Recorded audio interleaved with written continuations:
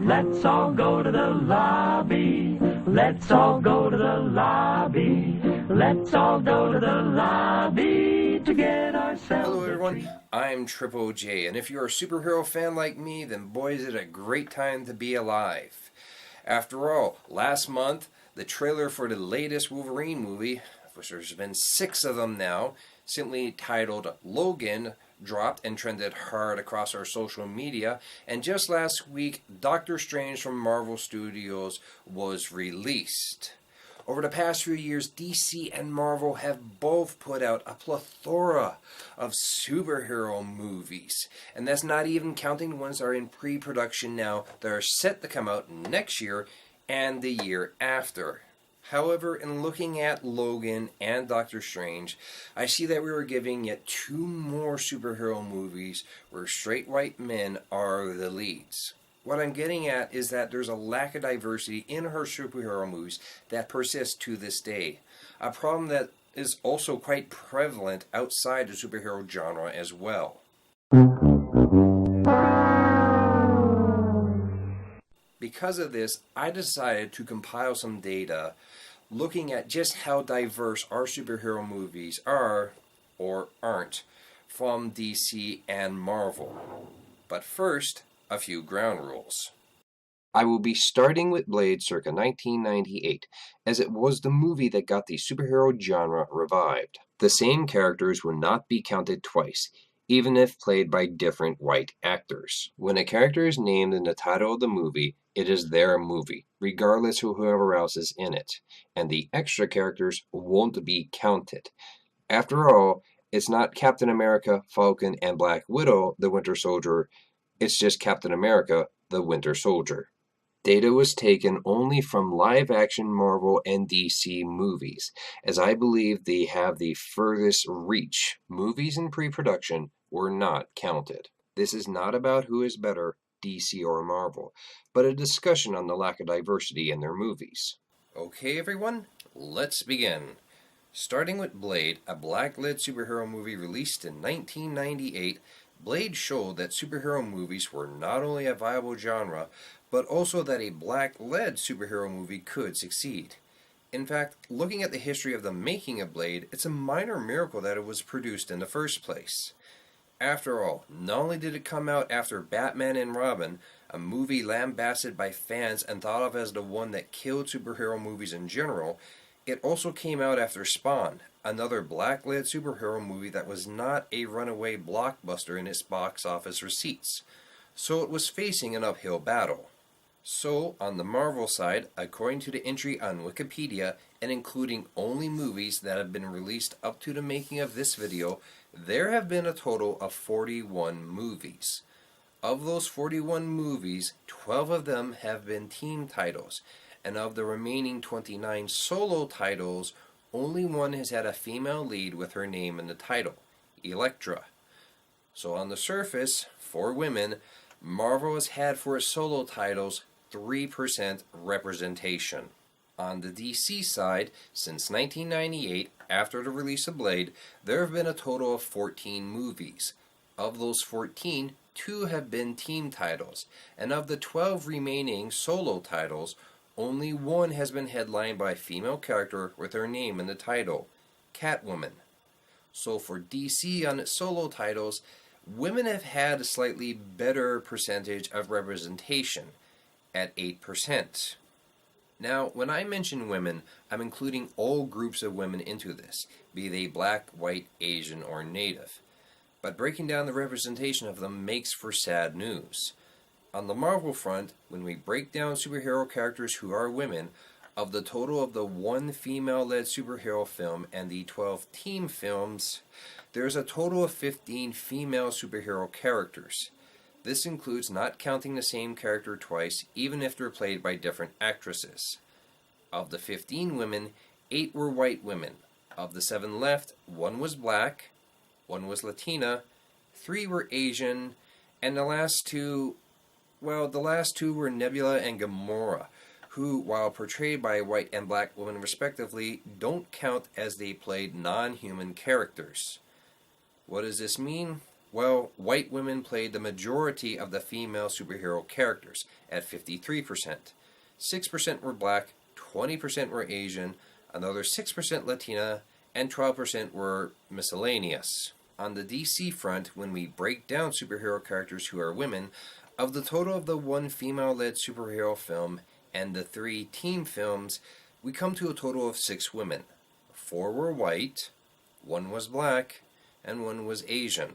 Broken down into percentages, this means that white women composed 66% of the roles, with 16% going to both black and Asian women. So while the percentages are higher with the DC films, we are drawing from a much smaller number of movies. However, what about the men? I'm being serious here and thinking about the diversity of men who lead their own movies with their names in the titles and how well that fares when broken down. Starting with Marvel, of the 41 films released since 1998, starting with Blade, 29 were solo titles with men headlining the movies with their names in the title. Of the 29 solo titles, 3 were headlined by a black man, Wesley Snipes playing Blade in the Blade trilogy. The rest were all white men. There have been 12 male characters leading their own movies. 11 were white and 1 was black, which means white male characters had top billing at 91%, with the remaining 9% going to black male characters. Breaking down team titles and using the same rules as before, I came upon these numbers. Over the course of 12 team titles, there have been 30 male superhero characters. Of those 30, 3 were black men, 1 was Latino, 1 was Native American, 5 were again miscellaneous as they played non-humans or had no real ethnicity, and the remaining 20 were white. Breaking this into percentages, we get white men with 67%, black men with 10%, Latinos with 3%, Native Americans with 3%, and 16% for miscellaneous. Over on the DC side, since 1998, films based on DC male superheroes have numbered 9 in total. Going by the rules established before, that meant there was a total of 6 male characters. Only 1 was biracial, Caucasian Asian, Constantine, and even then it was because he was played by Keanu Reeves. The remaining 5 were white. So we have a resounding 83% white male lead solo superhero movies and 17% biracial Asian Caucasian. Again, DC movies are lower in number, which explains the higher percentages. Looking at DC team titles, which consist only of Suicide Squad and The Watchmen, we have a total of 10 male superhero characters. Of the 10, 1 was black, 1 was Native American, and 1 was Latino, with the remaining 7 being white. Breaking it down in percentages, that means that 70% were white, 10% were black, 10% were Latino, and 10% were Native American for all the 5 seconds he was on screen yet billed as a main character. Thank you very much, Captain Boomerang. Now, you may have noticed in all the pie charts and information I've given you, I haven't talked about LGBTQ representation in Marvel and DC Comics. Well, in using the same guidelines that I did and showing off male and female representation, I did come up with some information about the representation for LGBTQ people in Marvel and DC superhero films. And here it is. 0. Absolutely 0. Zilch. Zip. Nada. None. And no, I'm sorry, but your fan shipping of Bucky and Steve does not count. What we want for LGBTQ representation is something that is right there on the screen that happens in front of our faces. For example, say Maggie Sawyer on the Supergirl TV series. We want basically what the opposite of thesaurus.org's definition of subtext is. And here, let me read it out. It is directness, declaration, straightness. Really? Straightness? Really? What the hell? Now, this isn't to say that all the movies or straight white male leads are terrible, or that you're even terrible for liking them. That's not the point at all. In fact, I like just about everything that comes out of Marvel these days, except for Ant-Man, because fuck that movie. And Captain America, the Winter Soldier, took the Avengers formula of having a diverse cast with Maria Hill, Nick Fury, Falcon, and Black Widow, showcasing them, giving them a chance to shine in the spotlight while adding depth to their character.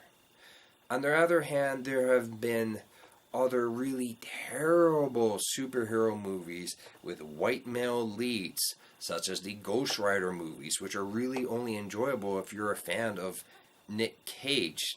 Again, in my opinion, there was also the hot mess that was Batman versus Superman, not to mention Iron Man 3, which did a horrible job with the Mandarin as a Middle Eastern terrorist frontman for AIM, and really downplayed both Don Cheadle and Pepper Potts. What I mean to say is that when I compiled these numbers, broke them down, and made all the pie charts and that I showed you over the course of this video, it's that we have a long way to go with regards to representation, because representation matters. When we see a wealth of characters from different backgrounds, ethnicities, cultures, and genders, we see a better reflection of humanity on a whole, and can also give someone to relate to connect with, which can be really important when you're just a little kid, or even when you're an adult. However, when you stick with the default of straight, white, cisgendered, able-bodied male, and with little to no deviation, you're basically saying that there's no room for anyone else. And as recent successes outside the superhero movie medium have shown, that's a fallacy that's, quite frankly, bad for business. I'm Triple J. This is most certainly not the last of what I've got to say about this matter. Good night.